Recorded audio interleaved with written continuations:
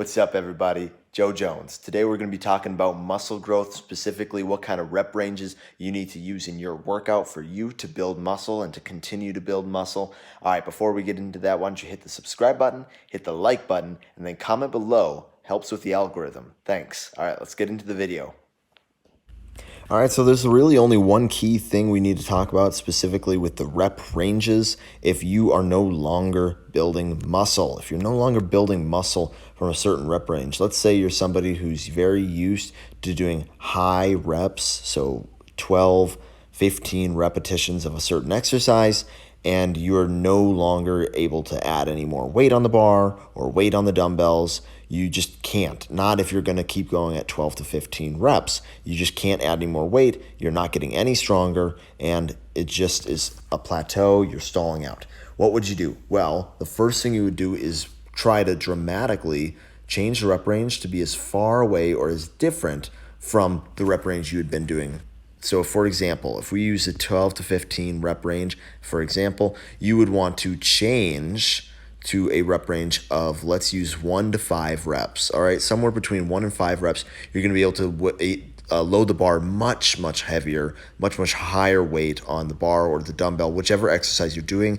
If we move your rep range from that 12 to 15 rep range down to a 1 to 5 rep range, you're going to be able to add so much more load to the and resistance to the exercises that you're going to do. And you can do this for every exercise. Shy of a body weight exercise, but even those you can actually add load or add more tension. So we'll get into that in a little bit. But that would be the easiest and best first route to take if you are hitting a plateau and you haven't changed up your rep ranges in a while. This is my recommendation. For another example, real quick, we would also change you if you were a low rep person to begin with. If you like lifting heavy but don't like to do reps more than 1 to 5 and you're not really getting any stronger, it's very common for people to plateau after 4, 5, 6, sometimes even 7 weeks. They can maintain those strength gains, but after 7, 8, 9 weeks of the exact same rep range with the same amount of load or similar loads, people do tend to stall out or start to plateau, and it's great to change it up. In that case, I would change to a 10 to 12 rep range or a 12 to 15 rep range.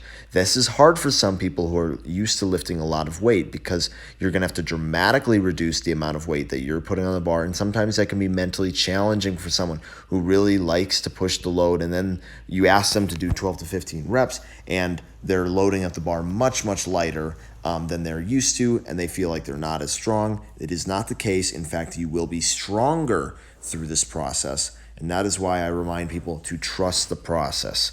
All right, after that, I can go into some details on the body weight stuff now, right? So if you're doing a body weight exercise and you want to get better at it, you want to get stronger, you can change the rep range on those as well. One thing you can do is slow down the reps. So if you're doing a push-up, it's not like you can make that push-up super light or super heavy by easily adding weight onto your body. It's kind of challenging to do that. So one thing you can do, for example, would be slowing down your tempo. You can go slower on the way down of a push-up. You could go 4 seconds down, pause at the bottom, and then come up with 1 or 2 seconds and repeat for a few reps.